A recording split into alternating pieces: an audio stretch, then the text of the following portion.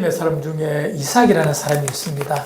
창세기에 나오는 이삭이라는 사람인데 그 아버지는 믿음의 조상이라고 말할 수 있는 아브라함입니다. 아브라함의 삶 속에서 이삭은 참 소중했거든요.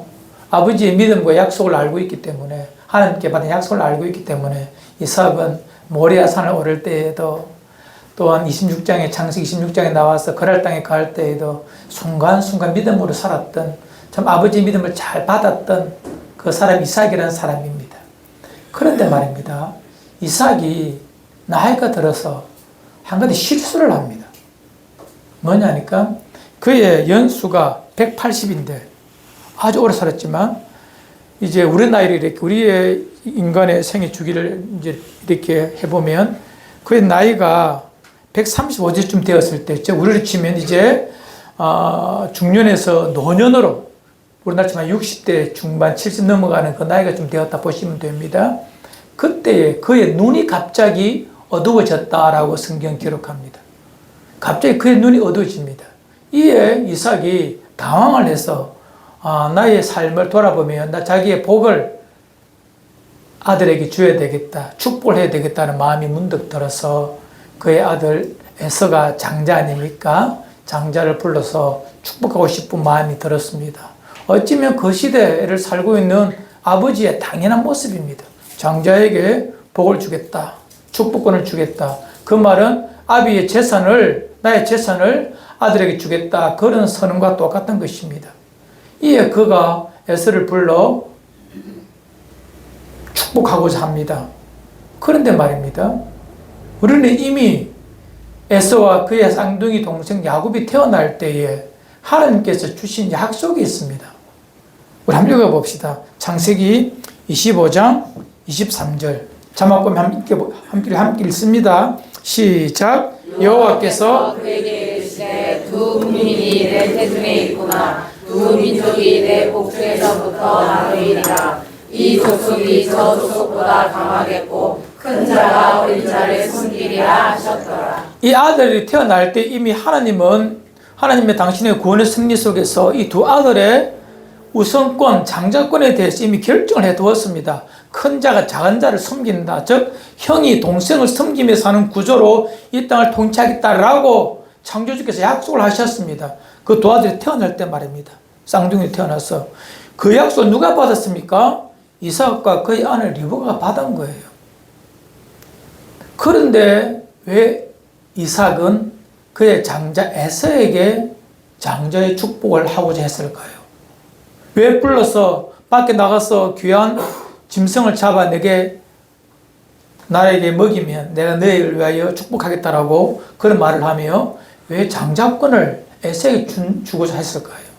이미 약속이 있지 않습니까? 상식선에서는 이삭의 논리와 판단이 맞습니다.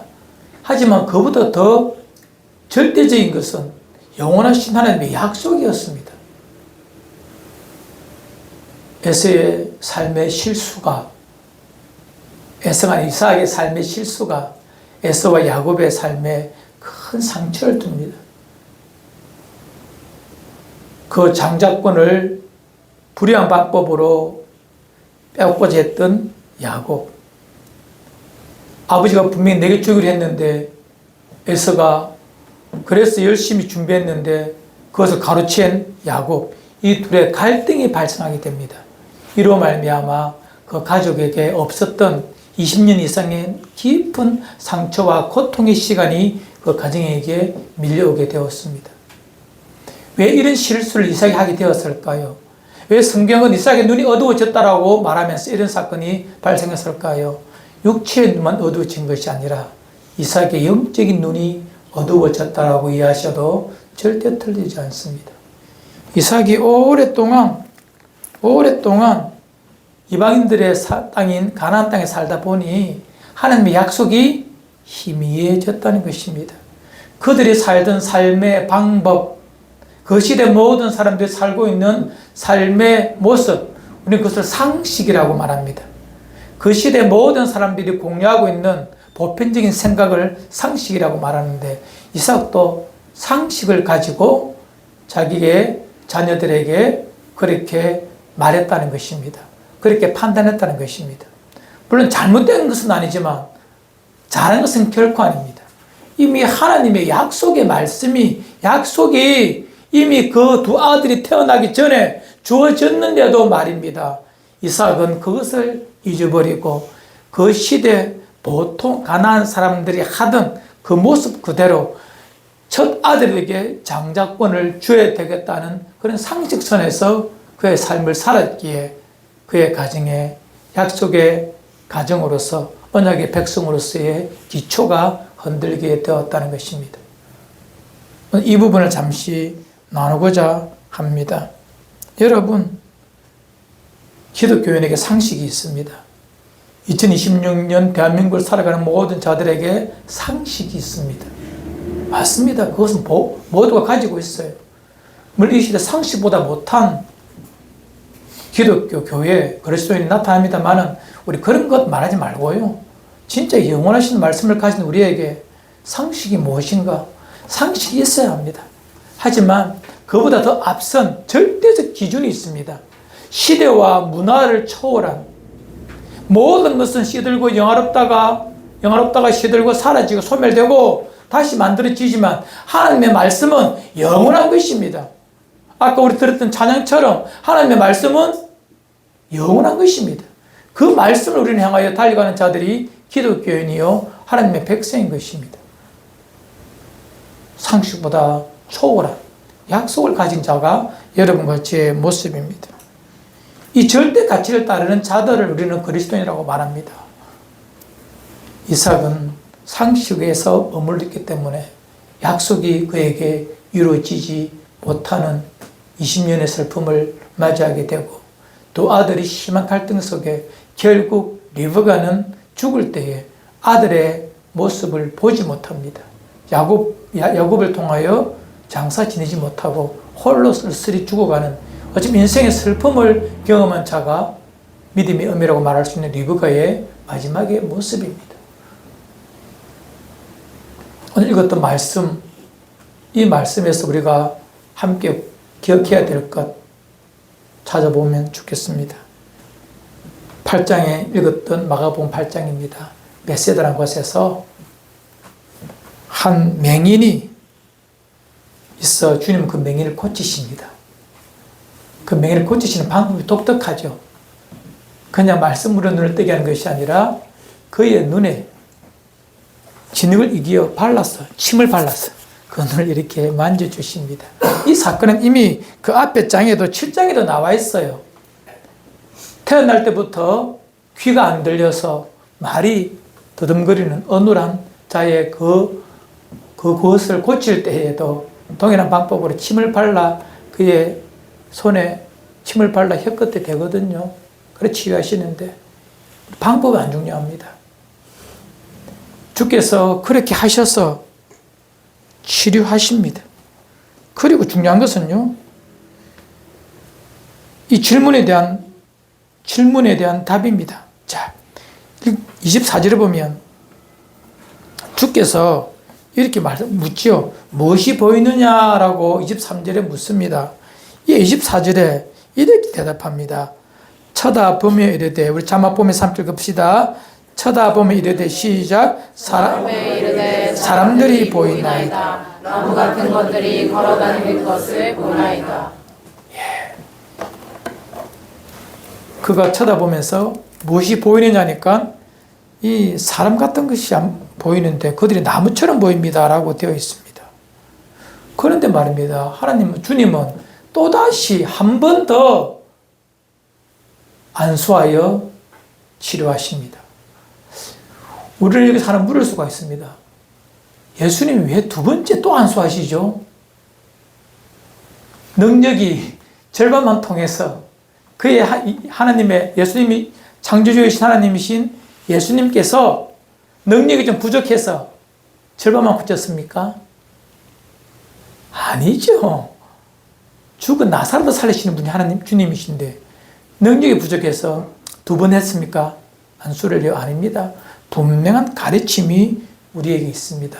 성경은 분명한 의도를 가지고 이 사실을 우리에게 말씀해 주고 있습니다.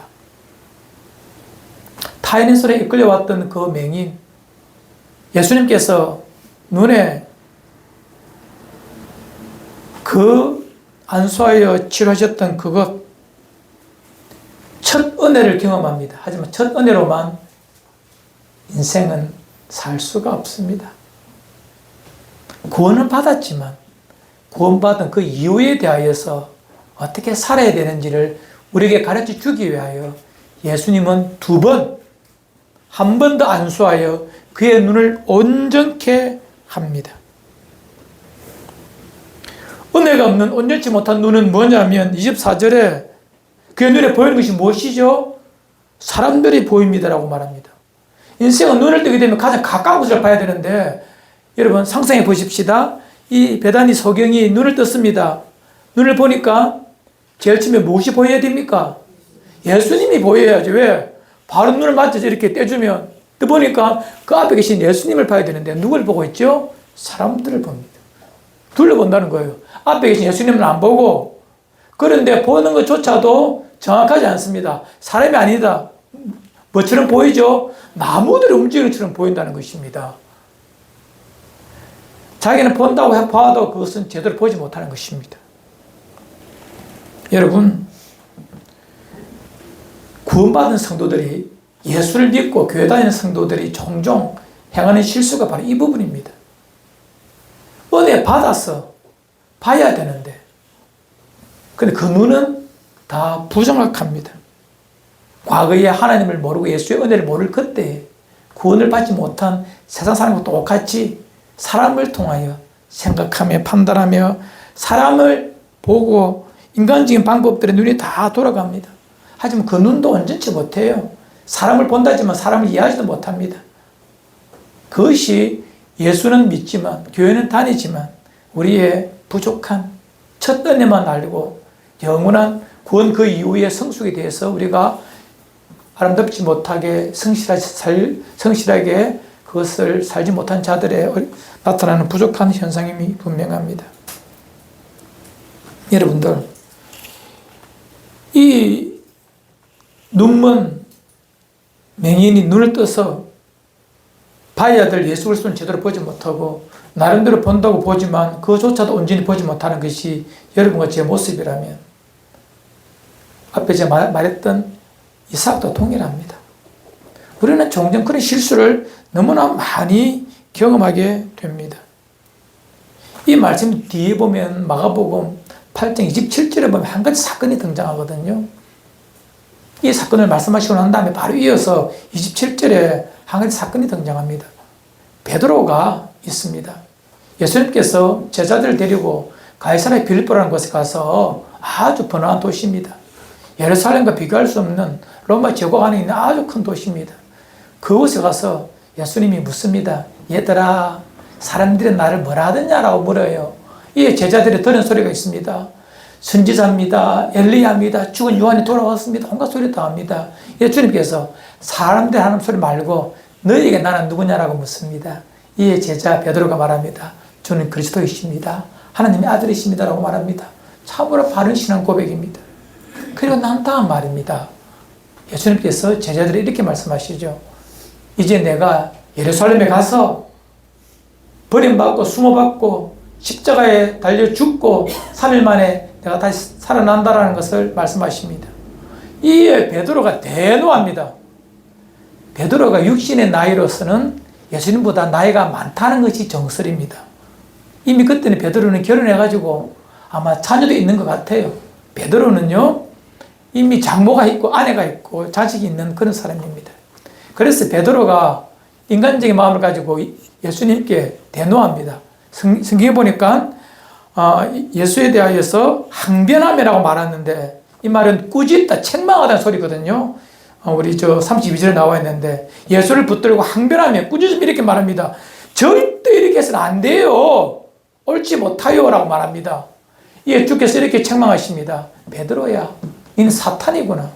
너는 하나님의 일을 생각하지 않고 사람 일을 생각하는구나라고 엄청난 책망을 하십니다.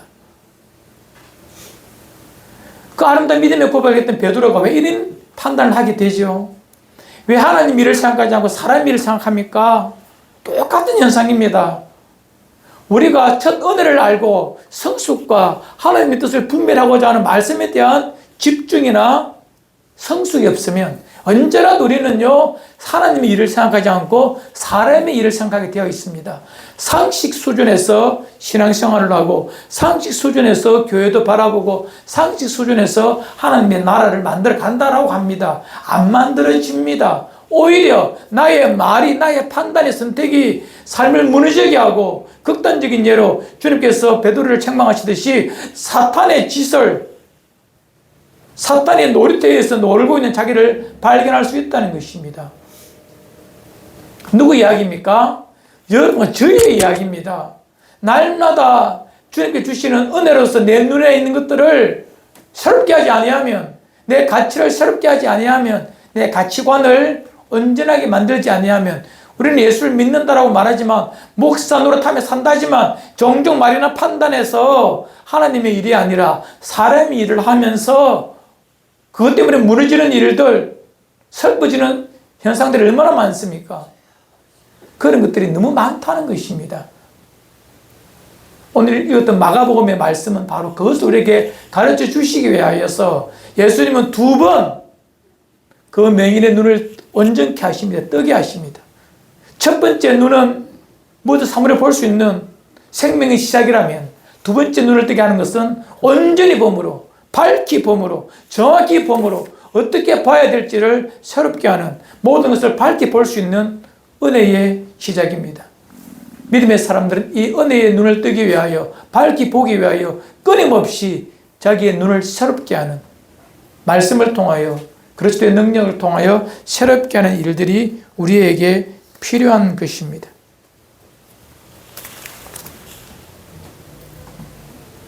이삭의 실수, 베드로의 실수, 그들은 그 시대에 가장 하나님의 가까이 있다라고 말할 수 있는 믿음의 사람들입니다. 그들조차도 이런 실수를 한다면 여러분과 저는 두말할 것도 없습니다. 조금 레디컬한 비유를 들어 설명하겠습니다. 사무엘하 6장에 가면 한 가지 사건이 등장합니다.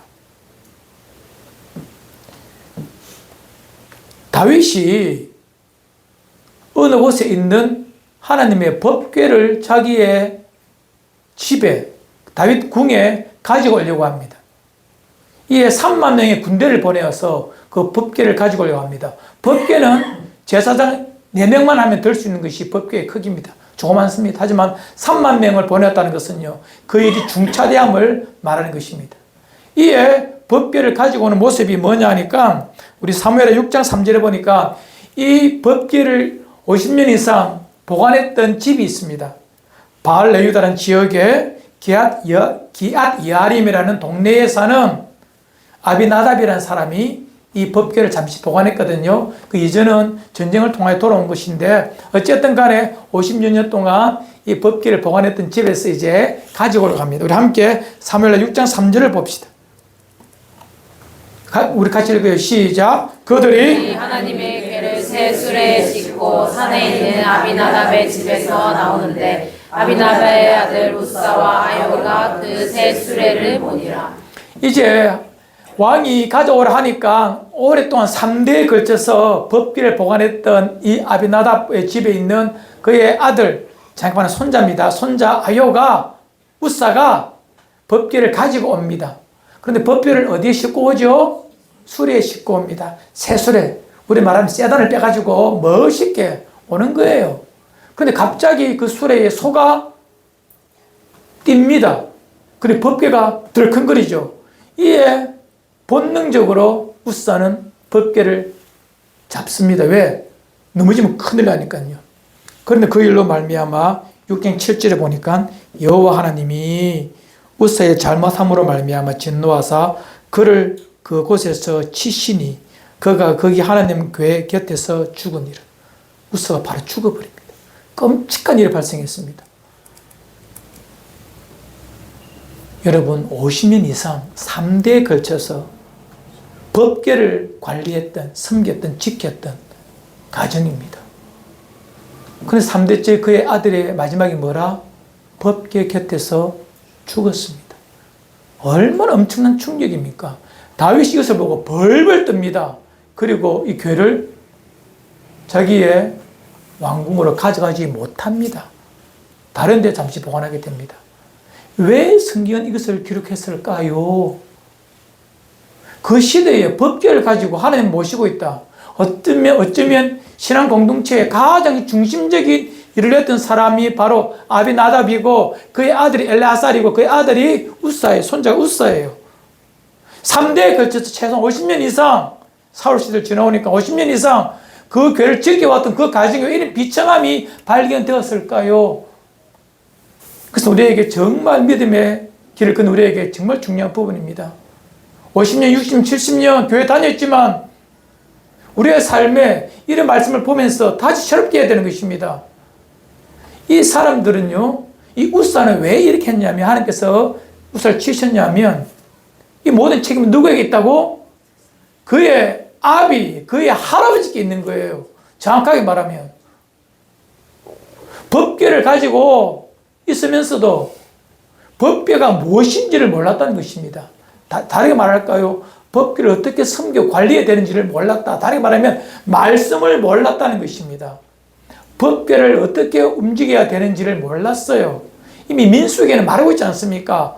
법궤를 움직일 때에 다른 모든 성막의 물품들은 소의 수레에 매어 광야를 움직이지만 오직 법궤만큼은 뭐라고?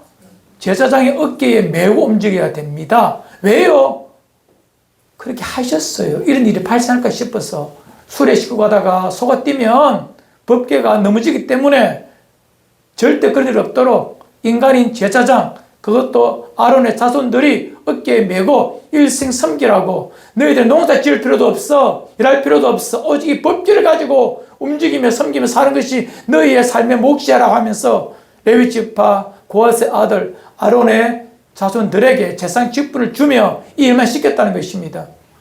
그것이 법궤를 움직이고 관리하는 법이었어요.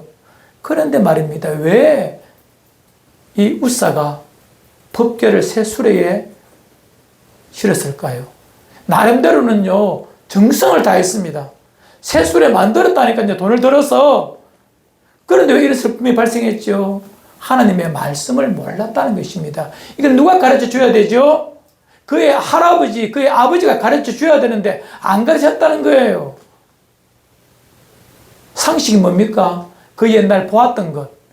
그의 집에 그 법궤 들어올 때에 이방 사람들 아무것도 모르고 그냥 술에 실어서 법궤 보냈거든요. 그것이 움직이는 것의 전부인 줄 알고, 다르게 말할게요. 그 시대 상식입니다. 법궤를 움직이니까 이렇게 움직였다고 배웠던 그들의 거릇된 상식이 만들어낸 삶의 결과가 바로 이런 우사의 죽음, 슬픔이 만들어진 것입니다. 이방인들이, 하나님을 모르는 자들이 어떻게 살든 그것은 안 중요합니다. 하나님의 백성은 말씀을 통하여 살아가는 백성이기에 하나님은 50년 3대에 걸쳐서 하나님을 섬겼던 그 자녀들에게 그런 책망을 주시는 것입니다. 우리 이거 정말 오래된 믿음을 가진 분들이 귀담아 들어야 될 부분입니다. 상식, 내가 보았던 경험, 그것이 아니라 무엇이라고요? 말씀 앞에서. 언약의 말씀 앞에서 사는 것이 여러분과 저의 삶의 모습이어야 되는 것입니다. 여러분의 삶의 근거가, 기초가 무엇입니까? 무엇을 따라 움직입니까? 여러분, 유리와 거울의 차이가 뭔지 아십니까? 뭐 답해 보십시오. 유리와 거울의 차이. 유리창하고 거울의 차이. 뭐죠? 같은 유리인데 유리 뒤에, 맞아요, 수원이나 알루미늄 가지고 뒤에 막아버리면, 칠해버리면 그것은 거울이 됩니다. 거울은 아무리 봐도 그 너머를 보지 못합니다. 자기만 쳐다보게 되어 있습니다. 유리는 그 너머를 볼 수 있습니다. 믿음의 사람은요, 내 앞에 있는 그 무엇을 더 칠해지는 것들을 날마다 벗겨내는 그 노력이 필요합니다. 하나님의 새 은혜로 새롭게 되는 그 무엇이 필요하다는 것입니다. 그냥 가만히 있으면 끊임없이 뭐 앞에 더 칠해져요. 세상이 끊임없이 우리의 가치관 앞에, 우리의 생각 앞에 덧칠을 한다니까요. 이것이 맞다, 이것이 옳다라고 수많은 정보와 세상의 소리가, 뉴스가, 세상 소문이 내 가치관에 덧칠을 해서 그 너머를 보지 못합니다. 영원하신 하나님을, 예수님을 보지 못하고 세상을 보면서 판단하게 된다는 것입니다. 그러다 보니 내가 보는 세상 엉터리를 보면서 본다라고 착각하는 것이 이 땅에 사는 우리의 모습은 아닌가요? 창문을 통해 세상을 볼 때 정확하게 볼 수가 있습니다. 기껏해야 우리가 거울을 통해 볼 수 있는 것은 내 자신입니다. 그것도 온전치 못한 나 자신을. 한 가지만 더 설명하고 마치겠습니다. 우리는 바울을 잘 압니다. 그가 예수를 모를 그때에 예수라는 이단 집단을, 예수 믿는 교회 집단을 쳐부수기 위하여, 박멸하기 위하여 다메섹으로 갈 때에, 예루살렘에서 다메섹으로 갈 때에 그 다메섹 길 위에서 빛 가운데 나타나신 예수님을 만나게 됩니다. 그리고 자기가 얼마나 어리석었음을 깨닫게 됩니다. 그때부터 그의 눈이 보이지 않습니다. 타인의 손에 이끌려서 다메섹으로 갑니다. 그곳에서 한 사람, 아나니아라는 사람을 만나게 됩니다. 사도행전 9장에 나와 있죠?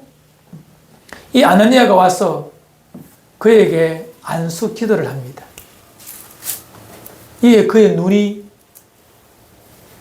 밝아집니다. 그런데 사도행전 9장에서는 그의 눈에서 비늘 같은 것이 벗겨지니라라고 기록하고 있습니다. 그 세상을 밝히 보고 세례를 받고 그때부터 예수가 그리스도이심을, 구원자이심을 선언하며 일생 그렇게 살아가게 됩니다. 이런 사건을 왜 성경에 그렇게 두었나요? 나름대로 사울은 대단한 사람입니다. 자기 나름대로 유대교가 가진 그 전통과 그가 알고 있는 하나님이 전부인 줄 알고 생명 걸고 자기 목숨 걸고 살았던, 열정적으로 살았던 그는 열심히 살았지만 방향을 몰랐습니다. 우리도 똑같습니다. 열심히 산다고, 열심을 낸다고 잘 사는 것이 아닙니다. 더 중요한 것은 방향입니다. 예수 믿는 사람은 똑같습니다. 우리의 삶이 아름답기 위해서는요, 정확한 방향을 보아야 합니다. 눈에 있는 그 무엇이 벗겨지면 방향을 볼 수 있거든요. 알 수가 있거든요. 저도 그렇습니다. 끊임없이 말씀을 통하여 내 눈에 있는 것들을 떼내어야 합니다. 다시 안수하며라고 오늘 읽었던 말씀이 나와 있지만 한 번이 아닙니다. 반복해서 끊임없이 내 눈에 더 칠하여진 것들을 이렇게 닦아내는 이런 노력이 우리 삶 속에 있어야 합니다. 끊임없이 내 눈을 밝혀야 합니다. 여러분, 왜 믿음의 사람들이 이런 실수를 합니까? 이삭이 왜 야곱이 아니라 에서를 불렀을까요? 베드로가 왜 주님의 그 말을 듣고 그 험한 일이 절대 있으면 안 된다라고 사람의 일을 생각하면서 하나님의 뜻을 막았을까요? 왜 아비나답은 그의 손자 우사에게 왜 법궤를 어깨에 매야 된다라고 가르치지 않았을까요? 왜 바울은 예수 믿는 사람을 잡아 죽이는 어리석은 것을 하며 살았을까요? 그의 눈에 그 불이 다 벗겨지지 않아서 그렇습니다. 끼어버린 그 무엇을 걷어내는 노력을 하지 않았기 때문에, 말씀을 통하여 확인하지 않았기 때문에 그런 실수를 범하게 됩니다. 예외가 한 번도 없습니다. 여러분과 저 똑같습니다.